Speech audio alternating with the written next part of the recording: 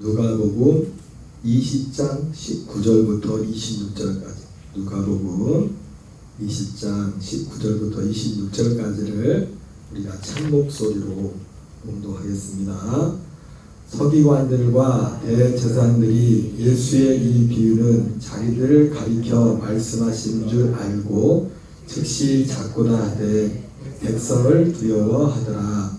정탐들을 보내어 그들로 스스로 의인인 체하며 예수의 말을 책잡게 하니 이에 그들이 엿보다가 예수를 총독의 다스림과 권세 아래 넘기려 하여 그들이 물어 이르되 선생님이여 우리가 아노니 당신은 바로 말씀하시고 가르치시며 사람을 외모로 취하지 아니하시고 오직 진리로서 하나님의 도를 가르치시나이다. 우리가 가이사에게 세를 바치는 것이 옳으니까 옳지 아니하니까 하니 예수께서 그 관계를 아시고 이르시되 데나리온 하나를 내게 보이라. 누구의 형상과 글이 여기 있느냐? 대답하되 가이사의 것이니이다. 이르시되 그런즉 가이사의 것은 가이사에게 하나님의 것은 하나님께 바치라 하시니 그들이 객선 앞에서 그의 말을 능히 책잡지 못하고 그의 대답을 놀랍게 여겨 침묵하니라. 아멘.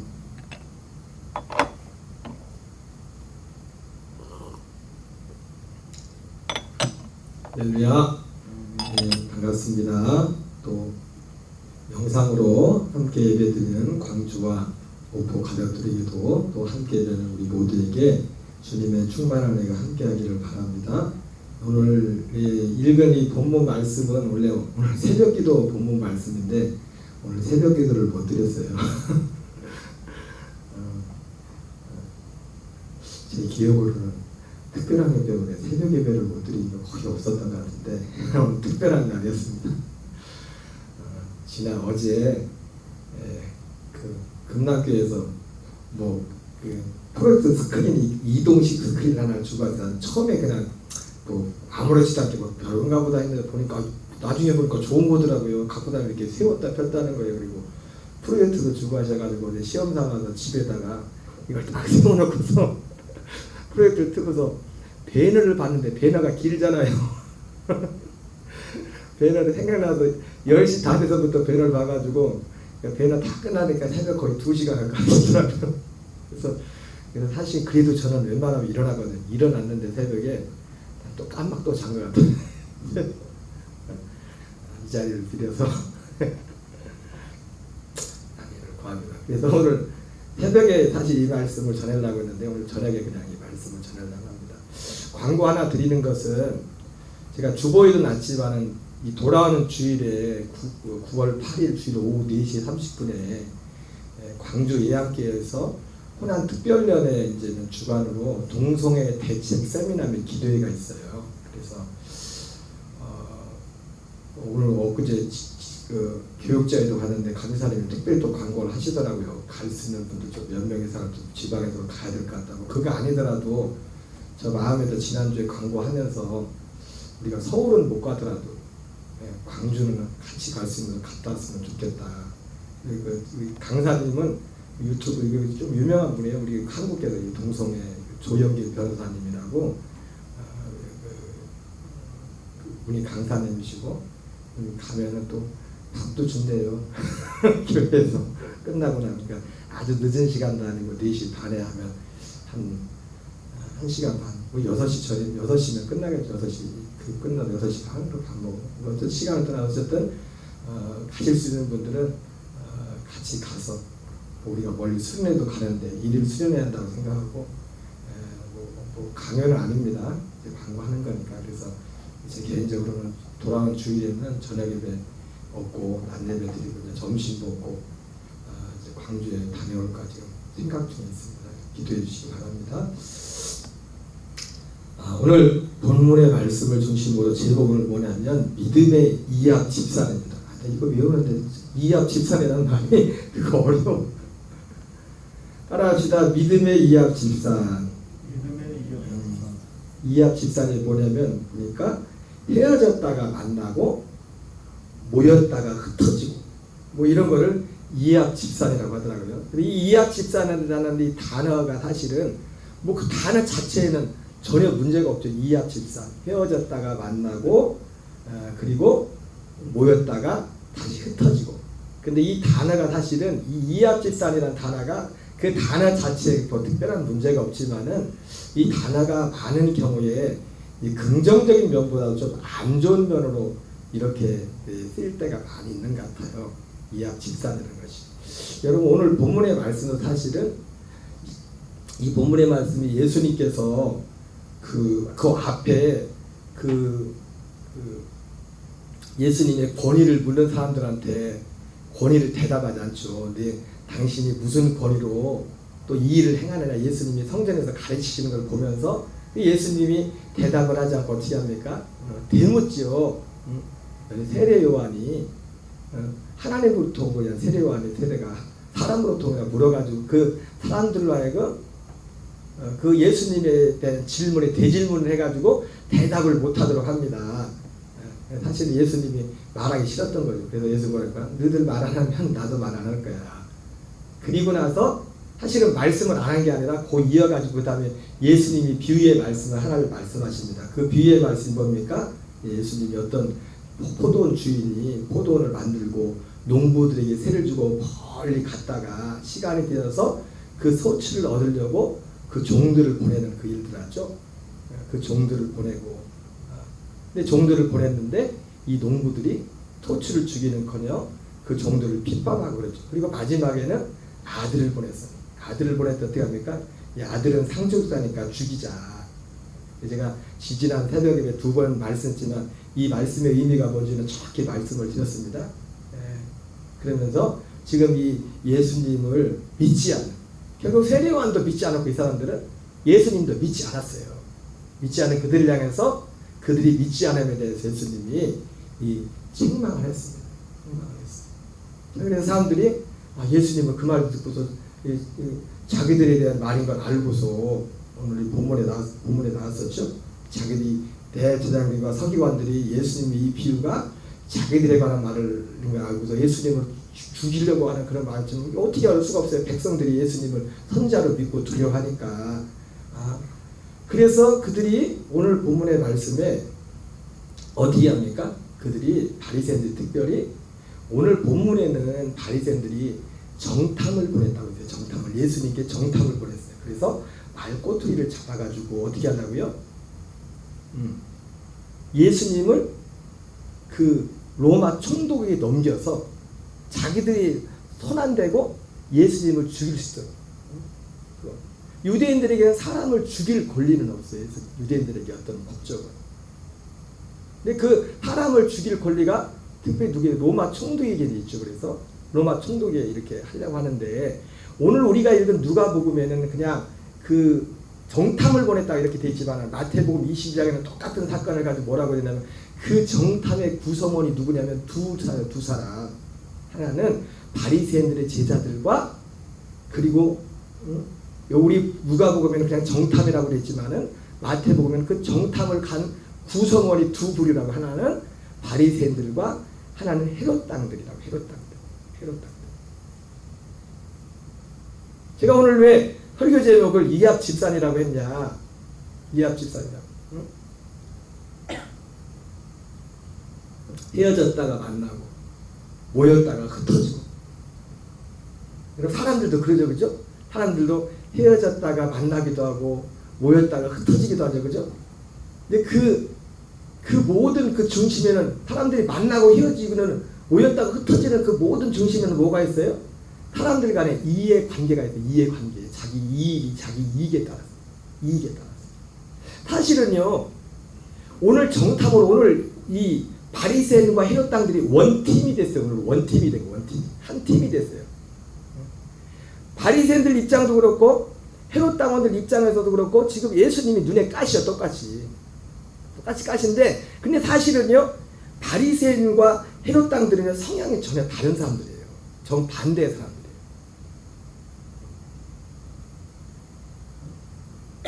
바리새인들은 거슬러 올라가면은 바리새인들은 어디서 시작되냐면 그 예수님 이 오시기 전 배경이 아니죠. 이제 이스라엘이 그 예수 AD 70년 나라를 뺏기고 1945년 독립할 때까지 그 나라도 이렇지만 그 이전에도 이스라엘이 자기 나라가 없었어요. 거의. 유일하게 그래만 독립됐던 시기가 있었는데, 그러니까 이스라엘이 바벨론 포로에서 돌아오긴 했지만 바벨론 포로에서 돌아왔다가 포로가 끝난 게 아니에요. 페르시아의 지배에 있다가 그리스가 세력을 딱 잡으니까 헬라의 지배 아래 들어가고, 그 다음에 로마가 지배가 로마의 지배도 이렇게 됐다. 이렇게. 그러니까 이스라엘은 그 바벨론의 유다가 멸망한 이 일에 사실은요, 1945년도 땅을 찾기까지 사실은 독립된 나라를 가지고 있던 나라가 80년, 100년밖에 안 돼요. 그 기간. 그것이 예수님 오시기 전 AD 60, BC 63년경 그때 또 로마한테 나라를 뺏겼으니 완전 로마한테. 그 BC 기원전 63년부터 그 한 80년, 그 앞으로 해서 80년에서 100년 어간 사이에 유일하게 나라를 독립국가를 이루었다는 그 시기입니다. 그러니까 사실은 이스라엘이라는 역사 자체가 가만히 들어가 보면은요, 거의 나라가 없었어요. 나라가. 기적이죠, 그죠? 기적. 근데 거의 2000년 만에, 2000년 거예요. 근데 그 100년, 보통 학자들이 100년에서 80년 정도 되는 그 시기에 이스라엘이 독립을 유지했는데, 그 독립을 유지했었던 이게 뭐냐면, 그 이전에 사실은 그 그리스, 헬라도 이제는 처음에는 헬라가 우리 세계사 시간에도 조금 들어봐도 모르겠지만 그 지금의 이란 지역 여기를 셀루코스 왕조라고 하고, 이 셀루코스는 그 그리스의 그 알렉산더의 부하들 중에 한 사람의 이름이에요. 알렉산더가 죽고 나서 그 많은 땅을 다 점령했는데, 땅을 정복을 했는데 알렉산더는 다스리지는 못하고 구경만 하고 죽었어요. 그래서 이제는 그 알렉산더가 죽고 나니까 이 넓은 땅을 어떻게 다스려? 그래가지고 그 부하들끼리 싸움이 붙습니다. 어떤 사람이 와가지고, 어떤 사람이 자기가 분수를 물어보죠. 내가 알렉산더의 뒤를 이어가지고 내가 이 제국을 통치하겠다. 근데 가만히 봐도 나머지 부하들은, 알렉산더는 보통 사람 아니야. 네가 무슨 알렉산더하고 비교하냐. 우리는 알렉산더만큼 못 따라가. 그러니까 이걸 나누어서 너는 저쪽은 네가 다스리고 이렇게 하자 해가지고 싸움이 붙었어요. 그래서 결국 이걸 제국 분할파라고 합니다. 좀 어려운 좀. 내가 오늘 왜 이런 말 할까 저는 모르겠는데 나라를 나누어서 다스려요. 근데 나라를 나눠 다스리는데 4명의 장군들이 나라를 제국을 유럽과 아시아직을 나눠서 다스리는데, 특별히 왜 이스라엘하고 관련된 그 영토가 그 제국이 그 위쪽에 시리아 쪽에 있는 셀루코스 왕조였고, 밑에가 그 밑에 쪽 이집트 쪽이 프톨레미 왕조였어요. 그 장군들의 이름이에요. 장군들의 이름. 처음에는 이제 그 이스라엘을 누가 다스리냐면 프톨레미가 있죠. 프톨레미는 이집트는 단일 국가. 사람들이요, 사람들의 어떤 기본적인 성격을 보면은 자기가 자란 환경도 굉장히. 근데 그 셀루코스 그쪽 그 나라도 제국도 뭐냐면 사람들도 막 굉장히 드셌어요. 드세니까 통치하기가 쉽겠어요, 안 쉽겠어요? 힘들죠. 지금 셀루코스가 묵적을 하는데 거기에 뭐 사락지대고 막 드센 사람들. 그래가지고 드센데 근데 참 그게 있대요. 바벨론도 그렇고 페르시아도 그렇고 그 지역사람 드세거든요. 제국을 이루긴 했는데 오래 못 가. 드세긴 한데. 올해 이집트, 애국 같은 경우는 지역 자체가 참 지역이 기후나 이런 걸 무시를 못해요. 사람이 살아온 걸. 그래서 처음에는 위쪽 셀루코스 왕조 같은 경우는 지금 이스라엘을 다스리겠거나 지금 자기가 지배한 그 위쪽을 지배하기도 교통 정리하기도 바빴어요. 너무 그 셀루코스가 그 분할받게 된 그 지역이 사람들이 너무 드세가지고, 그래서 이제 처음에는 이 이스라엘이 남쪽에 이집트에 있는 프톨레미의 그 지배를 받는 거예요. 그러다가 이제는 점차 그래서 이제는 그 시기에 실제로 알렉산드리아에서 성경이 번역돼요. 구약 성경이. 그걸 70인역이라고. 그래서 그 시점에 그 예수님 오시기 전에 있었던 거예요. 그 성경이 번역됨으로 말미암아 왜 그랬냐? 프톨레미 왕조의 그 알렉산드리아에 큰 도서관이 있는데 세상의 모든 책은 다 있는데 딱 한 가지 책이 없는 겁니다. 성경책이 없는 성경책. 그래가지고 70명을 불러다가 이 성경을 번역했는데 각각 번역을 했는데 거의 70명이 똑같이 번역했는데 따로 번역했는데 거의 100% 아니면 99%가 일치하는 거예요. 번역하기. 그래서 예수님이 오시기 전에 이 성경이 이게 보급되면서 물론 유대교 있죠. 유대교가 이게 전파되면 제가 주일 저녁 때 그런 말씀 드리지 않습니까? 사도 바울이 처음에 가서 복음 전하는 사람들한테 아주 생짜들한테 가서 복음 안 전했다고. 하나님을 경외하는 자들이나 유대교에 입교한 자들 그 사람들한테 전했다.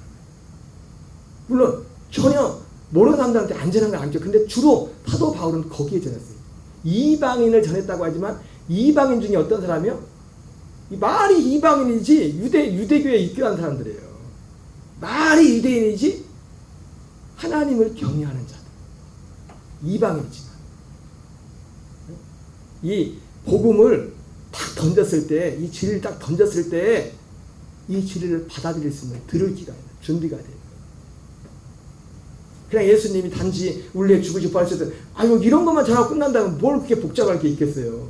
근데 복음이 그렇게 간단하지 않단 말이에요. 간단한 게 아니라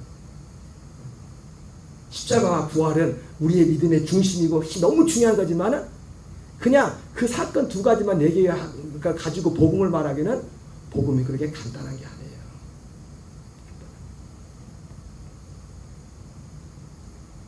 이제 북쪽에 이제는 시간이 지나면 이제 남쪽은 프톨레미는 힘을 잃고 이제는 위쪽이 이제 교통 정리가 되면서 이제 셀루코스의 지배를 받게 되는데 그때 셀루코스의 한 왕이 이제는 어떤 일정한 시기에 이스라엘을 핍박을 합니다. 핍박을 하는데 안티코스의 비파네스라는 어떤 왕이 일어나가지고 예루살렘 성전에 사실은 그 사람의 정책이 했던 거는 이스라엘만 타켓으로 했던 건 아니에요. 그들이 지배하고 있는 모든 그 피지배민들을 그 타켓으로 했던 건데 그 정책이 유대인들에게도 문제가 많이 있었죠. 그 모든 피지배민들을 헬라화하기 위해서 그 쉽게 말해서 예루살렘 성전에다 돼지고기를 이스라엘 돼지고기 그만 가지 않습니까? 성전을 더럽히는 그런 일들이 일어나가지고 그때 이제는 그 거기에 분개한 사람들이 일어나가지고 이제는 반란을 일으키죠. 그걸 보통 마카비 전쟁이라고 그렇게도 말하는데 이 전쟁 가운데 그때 여기에 같이 전쟁에 함께 참여했던 사람들 중에 한 부류가 하시dim이라는 부류가 있었어요. 이 바리새파는 그 하시dim이라는 거기 어떤 계승적 그런 사람들이에요. 반면에 오늘 나오는 헤롯 땅은 어떤 사람입니까? 말 그대로 헤롯 땅, 헤롯. 예수님 때 헤롯이 있었죠, 그죠? 유대인의 왕 했잖아요, 유대인의 왕. 예수님 태어났을 때 헤롯 왕이 있었잖아요, 그죠? 예수님을 죽이려고 했잖아요. 그러죠? 처음 들어보세요? 그 헤롯 대왕이라고 하고 뒤에 나오는 다 헤롯이라고 말하는 헤롯이라고 나오는 사람들이 나오는데 그 헤롯이라는 사람은 뒤에 나오는 헤롯은 헤롯의 아들들이에요. 헤롯의 아들들. 그래서 그 헤롯 그 우쪽에 예수님이 계신 안티파스부터 해가지고 이렇게 하는데 헤롯 땅은 말 그대로 뭐냐면 유대인들의 입장에 보면 매국노예요. 매국노. 이 사람이 유대인의 왕이었지만 헤롯은 유대의 순수 혈통도 아니고 에돔 족속이었었고 그래서 항상 암살의 위기가 있어서 그래서 항상 불안했어요. 그래서 나중에 학자들은 그런 말까지 합니다. 나중에 그 세 아들이 제국을 헤롯 일대 왕이 죽고 나서 세 아들들도 이제 항상 뭐든지 그래. 참 희한해.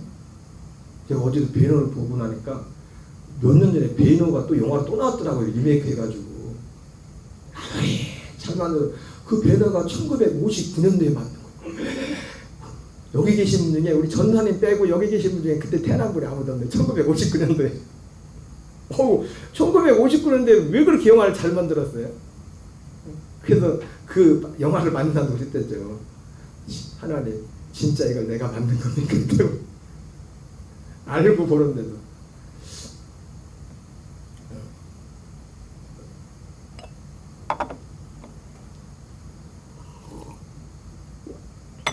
뭐든지 1편을 따라가지 못해요.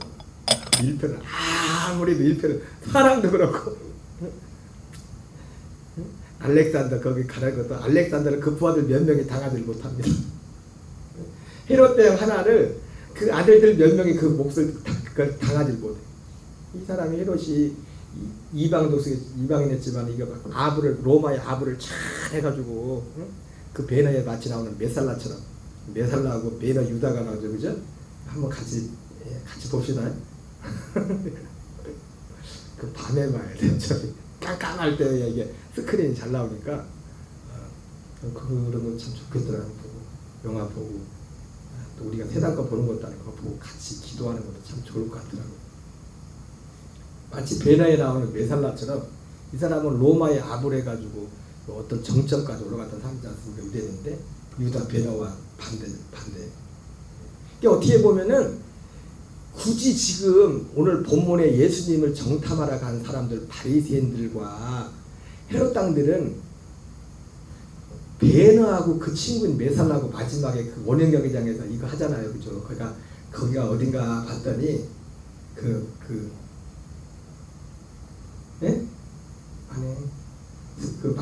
말 타고 그 경기 이름이 뭐예요, 갑자기? 예? 그러니까 이제 보니까 가이사랴 같아요. 가이사랴 경기장이거든요. 왜냐면 빌라도도 사실 그 빌라도가 나오지 않습니까? 총독일래 천덕 관저가 또 가이사랴에 있거든요. 우리도 성지순례 가서 가이사랴에 가서 그 현장에 대해서 사진을 찍은 게 있어요. 거기가 그 원형 경기장이거든요. 아참 달렸습니다.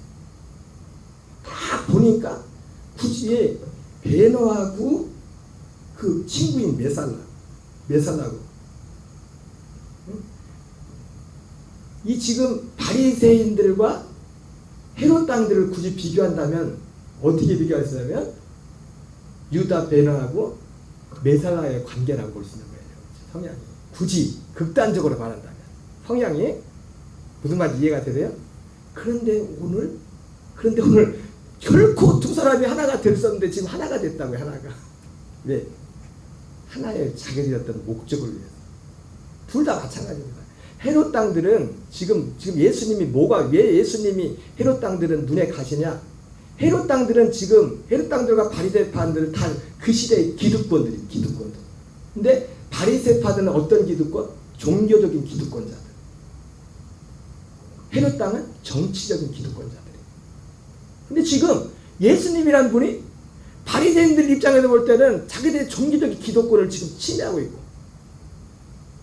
헤롯 당이 볼 때도 왜? 사람들이 지금 일반 사람들이 예수님이 오병이의 사건이 있구나 하고 어떻게 했어요? 야, 저분은 세상 오실 선지자라면서 임금 삼으려고 했잖아요, 사람들이. 그래서 사실은 여기서도 오늘 이 정탐들이 예수님에 대해서 이 헤롯 당까지 등장한 이유가 뭡니까? 로마 총독에 넘겨가지고 이 사람은 가이사에게 세금 바치는 것을 금하는 사람입니다. 해가지고 이거 완전 반란이거든요. 실제로 누가복음 23장에도 보면은 23장 후반부에 나온 그 내용이 나와요. 사람들이 예수님을 고소하는데 무리들이 그 고소하는 내용에 그 내용이 나온다고. 이 예수란 사람은 가이사에게 세금을 바치는 것을 금하여 사람들로 미혹해 하는 사람이라고. 죄명을 그렇게 막 뒤집어씌워요. 그렇게 해가지고. 어쨌든 중요한 건 뭐냐면 오늘 결코 하나가 될 수 없는 오늘 바리새인들과 헤롯 당들이 이약 집산, 이게 이약 집산이에요. 자기네 기득권들 때문에 서로 으르렁거리던 그런 사람들. 복음 누가복음 23장에 보면 또 그런 내용도 나오죠. 헤롯과 빌라도도 원래 사이가 안 좋았었는데 그날은 친구가 되었다. 그러죠, 그렇죠? 여러분, 우리는 이런 사람들의 삶의 스타일을 따라가면 안 됩니다. 우리 어떤 인간적인 이익과 이런 것들 때문에 우리가 교회에 모이는 것이, 오늘 한 교회에 모여서 함께 예배하는 것이 우리도 마치 이들과 같다면 교회가 아무리 사람이 많이 모여도 참 별로 의미가 없는 겁니다. 우리 어떤 개인적인 이권 때문에, 개인적인 기도권 때문에, 어떤 개인적인 상적인 그것 때문에 내가 교회를 나가 이런 것이 그것이 된다면 이건 우리의 삶에 있어서 얼마나 비참한 건지 모릅니다. 오늘 우리가 교회에 나오는, 우리가 교회에 모이고 흩어지고 만나고 헤어지고 이런 모든 것들은 오늘 바리새인들과 이 헤롯 당들은 자기들의 어떤 기득권 그것 때문에 평소에는 사이가 안 좋았는데 오늘 그거 하나 때문에, 하나 때문에, 여러분 사람들 세계는 다 그래요, 그죠? 정치하는 분들도 보면은 어떤 때는 막 청군 백군으로 막 싸우다가 예를 청군이 딱 이겼어. 그러면 이제 또 자기들끼리 싸워, 거기 안에 가서. 그렇죠? 우리가 사람으로 이 땅에 살고 있기 때문에 이런 부분들을 결코 뭐 다 이렇게 간과할 수는 없지만은, 그러나 우리가 이 믿음의 길을 가는 데 있어서는 결코 그것이 우리의 동기가 됩니다. 우리가 모이고 흩어지는 이것이 우리 어떤 인간적인 개인적인 어떤 그런 것이 우리의 목적이 되고 그것이 동기가 돼서는 절대로 안 됩니다. 그러면 우리가 모이고 흩어지는 진짜 동기는 뭡니까? 하나입니다. 우리는 오직 우리가 모여도 흩어져도 만나도 헤어져도 이런 모든 것들의 동기는 오직 복음의 말씀 때문에, 진리의 말씀이 동기가 돼요. 동기가. 제가 이번 주에 교육자회가 있어서 갔는데, 교육자회를 하면은 그게 담임자가 잠깐 예배를 인도하고 말씀을 전해요. 네. 오늘 교육자회를 하는데 그게 목사님이 말씀을 두 군데를 읽고서 전했어요. 하나는 요한복음 1장 12절하고 마태복음 5장 43절부터 48절까지인데, 이 말씀 가운데는 그 목사님이 지금까지 목회하면서 겪었던 어떤 믿음의 어떤 갈등에 대한 어떤 결론적인 것을 그분 나름대로 말씀을 하시더라고요. 제가 오늘 이 말씀을 하려면은 어쩌면은 오늘날 예수님을 믿는다고 많은 분들이 이 목사님의 생각과 많은 같은 생각을 가지고 있는 분들이 많이 있을 것 같아요.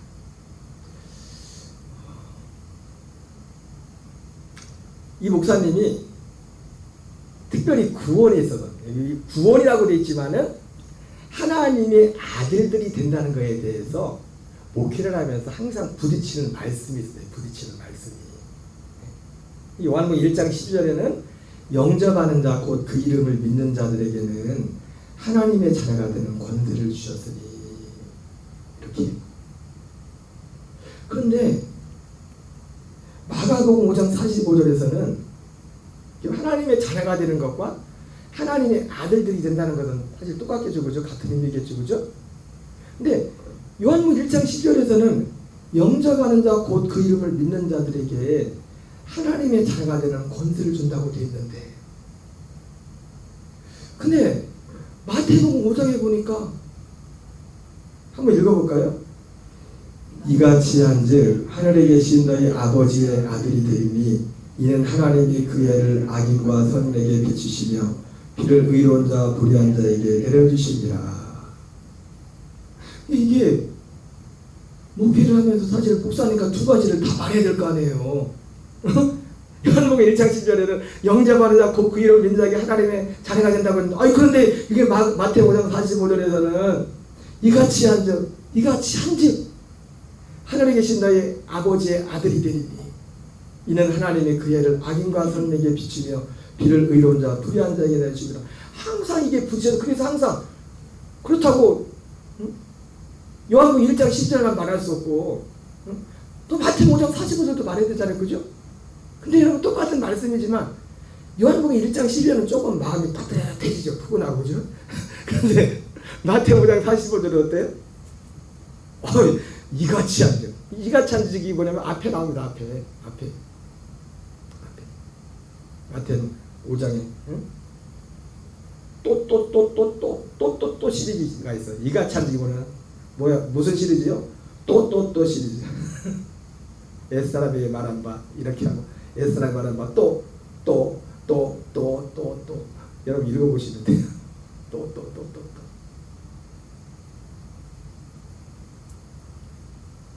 그러다가 이 목사님은 그렇게 결론을 냈어요. 어떻게 결론을 냈냐면 이걸 이렇게 하나님이 기록해 놓은 거는 이렇게 해서 하나님 우리가 아들이 되는 게 아니라 이걸 할 수 없기 때문에 할 수 없는 걸 알아서 오직 예수님만 믿어서 하나님 아들 되는 거다. 이렇게 그런 거예요.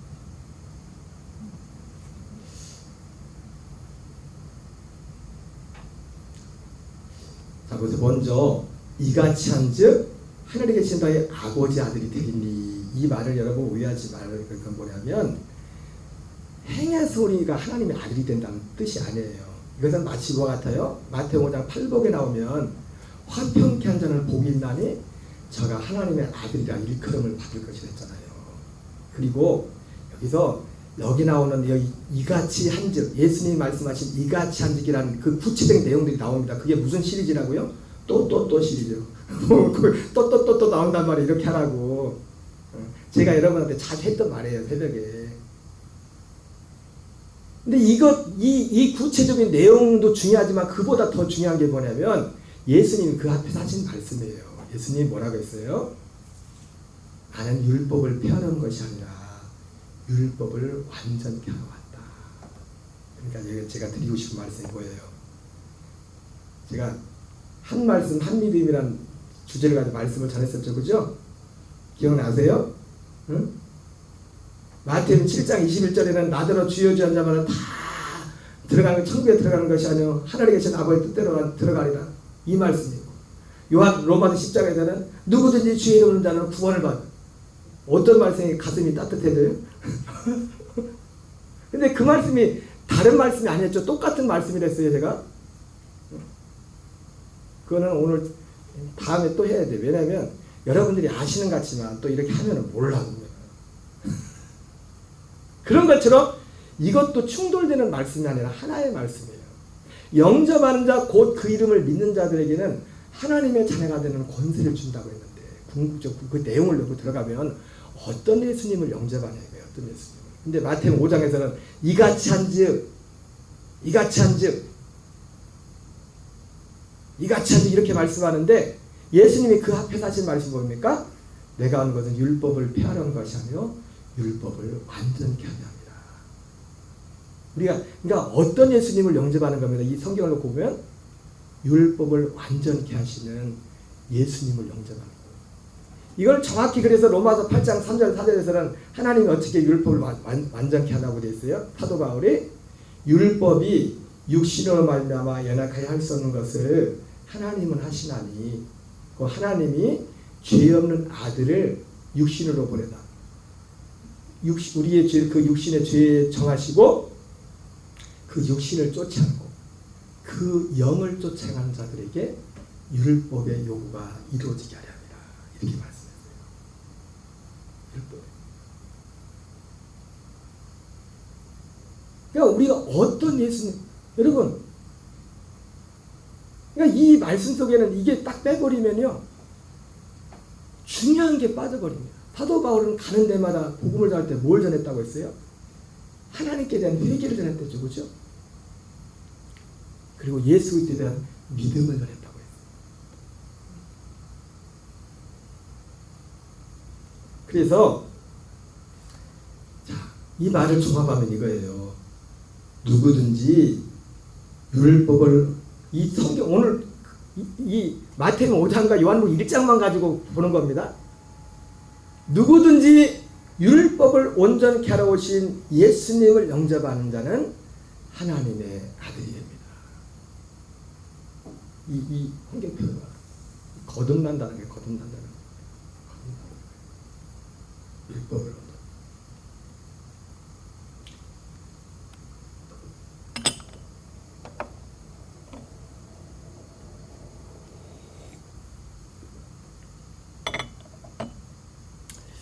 여러분, 그래서 우리가 무엇으로 헤롯 당들과 바리새인들은 종교적인 기득권 때문에 예수님으로는 지금 종교적인 기득권을 위협받고 있는 거예요. 바리새인들은. 헤롯 당들은 정치적인 기득권을 예수님 때문에 위협받고 있는 거예요. 둘 다 서로가 이해관계, 보통된 이해관계가 안 맞는 사람들인데 그날은 하나로 맞는 겁니다. 왜? 똑같이 예수님이 눈에 가시니까. 그것 때문에 그들이 오늘 예수님을 정탐하고 예수님을 올무에다 가지고 총독에게 넘겨줘. 왜? 총독에게 넘겨줘야 총독한테 집어서 총독은 죽일 권한이 있거든요. 로마 죽일 권한. 그렇게 있거든요. 그것을 중심으로 모이고 흩어지고 그것을 중심으로 만나고 헤어지고를 했다고. 그 사람들이. 그러나 우리는 무엇 때문에요? 복음 때문에. 진리의 복음 때문에. 자, 빨리빨리 해봅시다. 이건 했던 거니까. 마태복음 7장 21절 읽겠습니다. 시작. 나더러 주여 주여 한 자마다 다 천국에 들어갈 것이 아니요 다만 하늘에 계신 내 아버지의 뜻대로 한 자라야 들어가리라. 마태복음 7장 21절이죠. 누구든지 주의 이름을 본 자는 구원을 받으리라.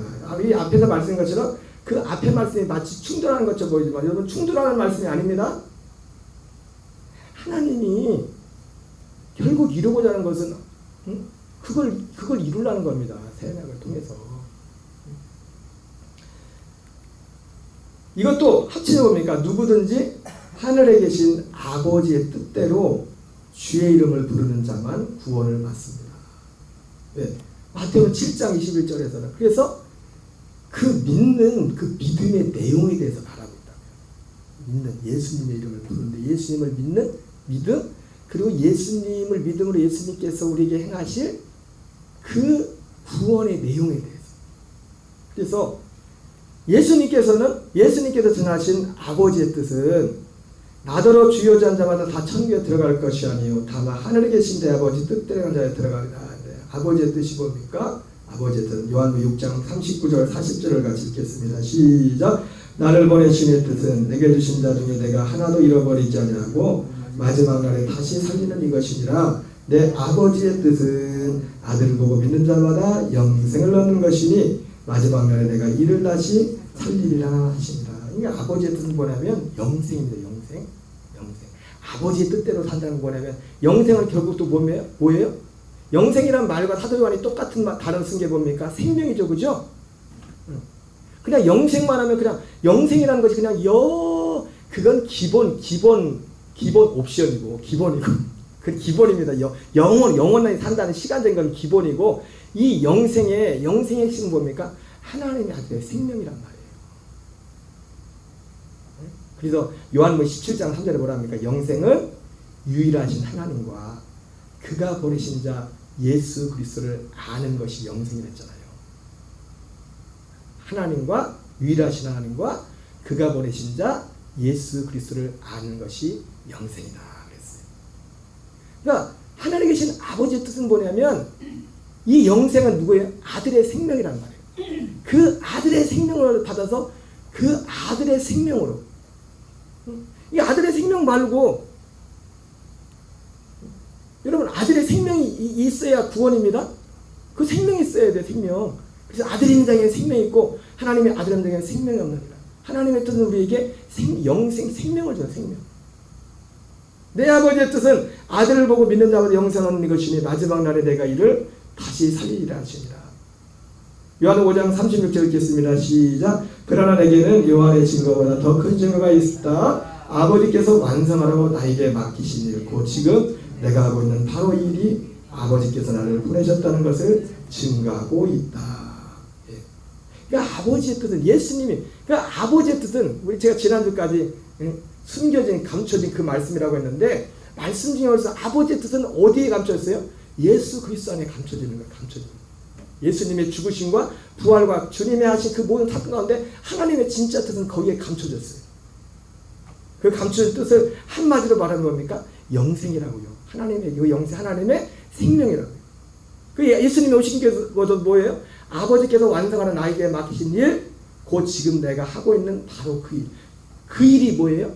지금 예수님이 아버지께서 예수님께 완성하라고 한 게 뭐냐면 여기 5장, 요한 5장 36절이죠. 그 뒤에 보면 그게 뭔지를 말씀합니다. 그 영생이라고요. 영생.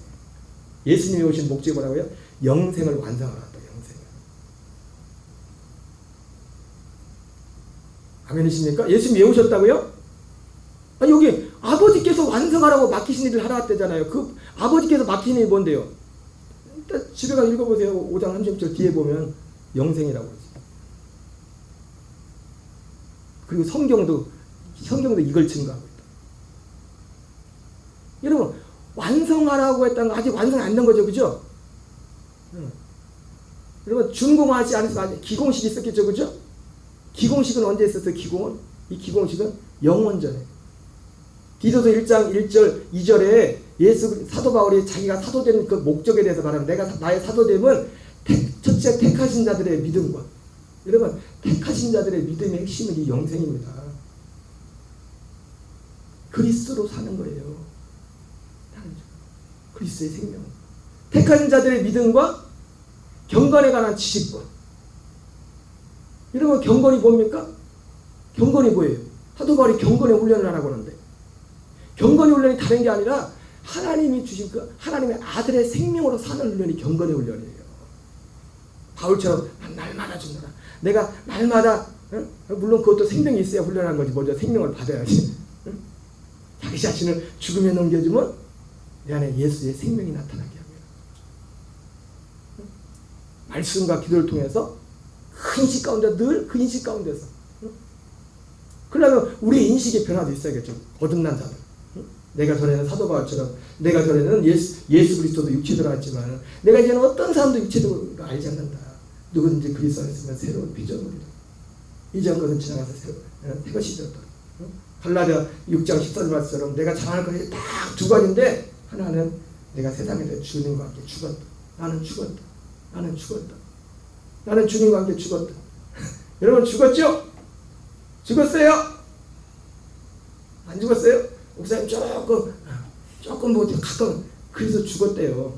죽은 자로 얘기할지래요. 안 죽었으면, 나 안 죽었으면 아직 생명 못 온 거예요. 죽은 다음에 생명이 있는 거예요. 이게 우리 안에 일어나는 것이. 내 안에 생명이 있으면, 내 안에 그리스도의 생명이 있으면 나는 이미 그리스도가 죽은 자예요. 이미. 죽은 자. 그래서 디도서 1장 1절 2절에는 그렇게 말합니다. 택하신 자들의 믿음과 경건에 관한 지식과 영생의 소망을 위하여. 영생의 소망. 그러면서 뭐라 합니까? 이 영생은 거짓 없으신 하나님이 원하는, 세상에 거짓말을 안 믿는 사람들만 거짓 없으신 하나님이 영원전부터 약속하신 것인데, 여러분, 이 영생은 아담도 갖지 못하고 있었던 겁니다. 그러니까 예수님이 지금 완성한다는 거죠.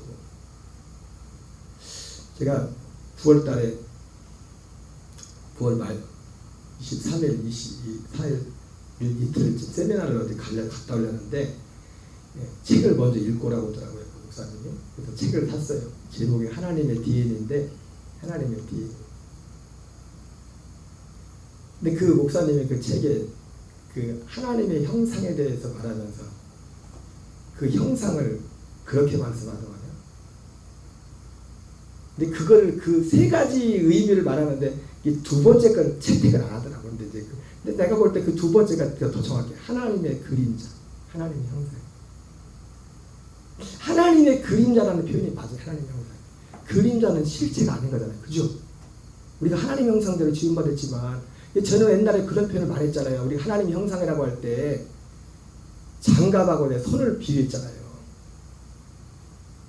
이 손이 들어가려면 이 어떤 모양이 있어야 돼요? 장갑이 손가락 모양이어야 돼요. 그죠? 본체는 아직 안 들었단 말이에요. 하나님의 형상인데 형상의 본체가 누굽니까? 그리스도. 아직 아담도 예수님이 지금 예수님 그거 완성하라고 왔다니까. 그 생명 자체가 없었다고요. 그 생명 자체가 우리에게 줄 생명 자체.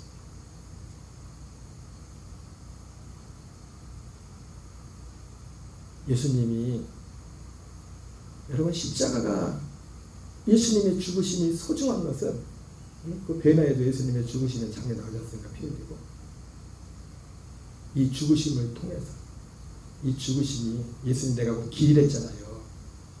이 생명으로 가는 하나님의 길이기 때문에 중요한 거예요. 십자가 없이는 거기로 갈 수가 없거든요. 그리고 우리에게 이루고자 하나님의 결과적인 약속은 뭐냐면 우리에게 이 생명을 주는 겁니다. 아담도 갖지 못했던 그 하나님의 아들의 생명을 우리에게 주는 거예요. 그래서 그 생명을 할 때 물론 우리가 육신을 입기 때문에 때로 육신이 혈기도 하고 그래서 온전하 그래서 존 웨슬리 목사님도 그리스도인의 완전히를 말하면서 그 완전은 상대적인 완전이라고 했어요. 그러나 생명 자체는 그 자체가 하나님의 아들의 생명이 연합된 생명이기 때문에 우리가 순종해서 그 생명으로 나타날 때는 완벽하게 하나님의 생명으로 하나님의 마음으로 나타날 수 있는 겁니다. 그래서 예수님이 말씀하신 그런 일들이 저는 부분적이지만 여러분들한테 뭐 극적인 거였지만 제가 그거 했던 거예요. 그 순간 적어도 그 순간 반응 완벽했어요. 내 마음이 사람의 마음에는 하나님의 생각 나오는 그 긍휼과 사랑과 그러니까 바로 예수님이 오신 목적이 이 일을 이루기 위해서 로마서 10장에서 말씀하신 누구든지 주의 이름을 부른 자 할 때 그 앞에 아브라함이 약속했던 그 약속을 먼저 말하고 그 앞에 모세에게 하나님 말씀했던 할례에 대해서 말씀하고 이 일을 이루시는 예수 그리스도를 말한단 말이에요. 이 예수 그리스도 이름을 부른 자는 여러분 물론 예수님의 십자가와 죽으심의 이 사건 하나만으로도 성령님이 어떤 삶을 가는데 회개와 믿음을 통해서 우리 안에 이 일을 이루실 수 있습니다. 근데 실제 이 내용들을 아는 것은 더더욱 중요합니다. 모든 사람들이 다 그냥 성령이 그렇게 역사하는 걸 아기 때문에 그리고 실제로 파도 시대도 그렇고 이 복음을 전함을 통해서 그들을 세웠다고 진리의 말씀을 통해서 그들이 거듭나는 것도 성령의 충만을 받고 사는 것도 하나님의 아들의 생명으로 사는 것도 말씀을 마치겠습니다. 우리는 뭐 때문에 모였어요? 우리는 바리새인들처럼 우리는 헤롯 땅처럼 그런 우리 어떤 이 인간적인 어떤 그런 동기로 모인 게 아닙니다. 절대 우리의 모임의 동기가 그거 돼서는 안 돼요. 제가 목회자 입장에서 만약에 교인이 뭐 얼마 안 되는 교인이면 여기에 사람들이 꽝꽝 찰지라도 물론 처음에는 뭐 인간적인 뭐 어떤 동기로 오겠지만은 평생 그런 생각을 한다면 결코 기쁘지 않습니다. 오직 이 믿음 안에서 하나님이 우리에게 계획하신 진짜 영생의 삶을 사는 그 사람을 죽이고 그리스도의 생명으로 우리의 모든 삶 속에 나타나는 이것만이 우리 모두의 목적이 될 줄 믿습니다. 우리 이 시간 기도하겠습니다. 우리 한번 기도할 때 오늘 말씀 제목처럼 하나님 우리는 바리새 사람들이나 헤롯 사람들 그들은 자신들의 어떤 기득권과 자신들의 어떤 개인적인 이익권 때문에 서로 다르면서도 하나가 됐지만 그러나 우리는 우리의 하나됨이 어떤 세상적인 이익권이 아니고 오직 한 주 예수 그리스도를 믿는 믿음 그리고 그 예수 그리스도를 통해서 우리에게 이루고자 하시는 그 하나님의 약속을 이루시는 새 언약을 이루시고 우리를 첫째 것을 펴고 둘째 것을 세우시고 우리 삶 속에 날마다 갈라디아 2장 10절을 실제가 되어서 살도록 하시는 그 믿음 안에서 어린아이같이 신령한 자를 사모하며 자라가길 힘쓰는 그 한 믿음의 표대를 가지고 서로 돌아보아 사랑과 선행을 격려하며 모이기를 편 어떤 사람들의 습관과 같이 하지 말고 권하여 그날이 가까우고 더욱 그리하자 말처럼 우리가 이 믿음의 한 믿음 안에 달려가는 우리 교회 되게 해달라고 기도하시고 그리고 마태복음 6장 33절처럼 우리는 여러분 그렇다고 세상의 것들을 무가치하다는 게 아닙니다. 세상의 것은요 우리가 이 믿음에 사는 사람은 당당하게 선포하고 그냥 구하는 건 주님이 여기에 담대함이 있어야 돼요. 담대함. 주님이 그냥 더 해준다고 했으니까 우리 육신에 약한 지체들의 건강의 회복을 위해서 기도하시고 우리 특별히 가정들마다 우리 사랑하는 자녀 후손들을 위해 기도하시고 우리 주여 한번 외치고 통성으로 기도하겠습니다. 주여 주여.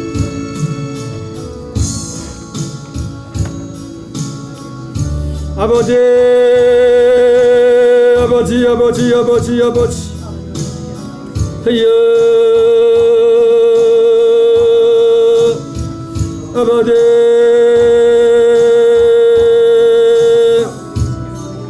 아버지 하나님 감사합니다. 주여 이 저녁 드릴 예배를 이끌어주시고 인도하시니 감사드립니다.